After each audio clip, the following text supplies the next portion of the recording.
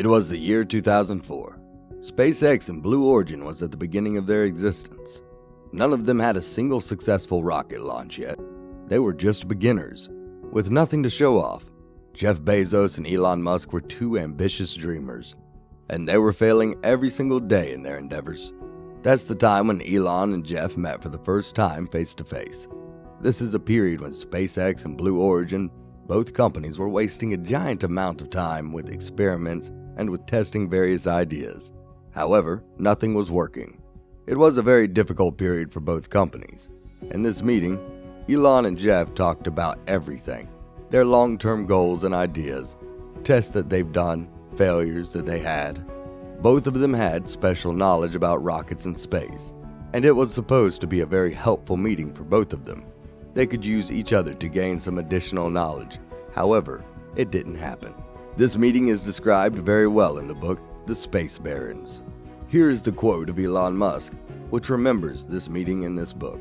"We talked about rocket architectures. It was very clear technically he was barking up the wrong tree, and I tried to give the best advice I could. Some of the engine architectures they were pursuing were the wrong evolutionary path." As Elon recalled ideas that Jeff Bezos proposed, he had already tested and they did not work out. But Jeff had a different opinion. So Elon said, "Dude, we tried that and that turned out to be really dumb. So I'm telling you, don't do the dumb things we did." As a result, the meeting was not very successful, and it started a very complicated business relationship that continues already for 17 years. Since that meeting, the first notable business conflict between the two of them happened in 2013, when SpaceX tried to get exclusive rights for the launch pad of NASA. Since they are competitors, of course, Blue Origin disputed this attempt of SpaceX and submitted a bid for non-exclusive shared rights for using this launch pad.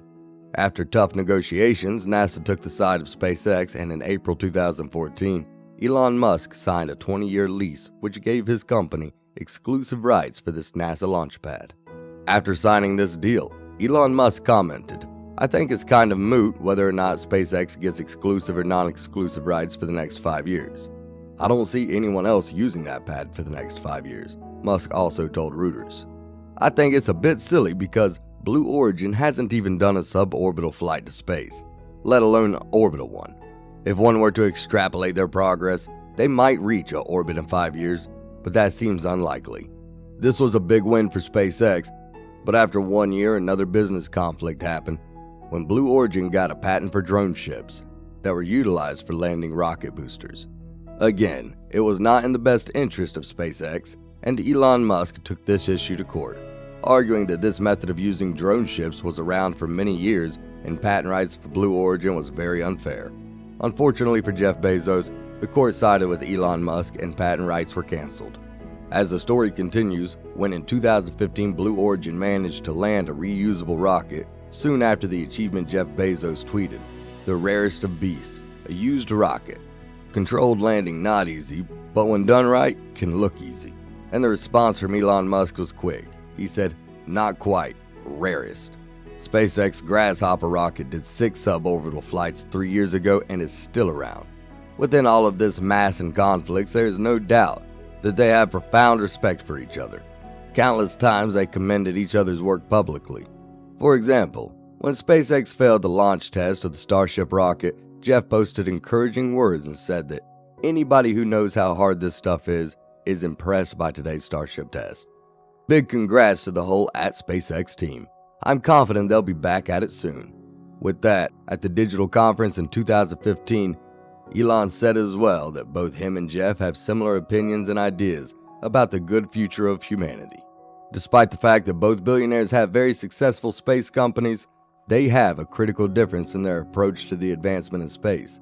For example, Elon does not care about moon and creating a life there. He wants directly to go to Mars and create civilizations there. Contrary, Jeff Bezos wants first to advance life to the moon, learn more about space, and then do exactly what Elon wants regarding Mars. And finally, let's look at what's happening today, when Elon Musk and Jeff Bezos are the two richest men in the world. Well, nothing different because, for example, in April, NASA announced that SpaceX was the winner of the competition, beating Blue Origin for a $2.9 billion contract. Therefore, SpaceX will build a lander for American astronauts to return to the moon. Soon after, the Blue Origin of Jeff Bezos protested this decision with the Federal Government Accountability Office. However, a few days ago, Blue Origin was denied this protest, and as a result, SpaceX is the final winner for the NASA contract. That's it for now. Don't forget to subscribe to DB Business, and until next time.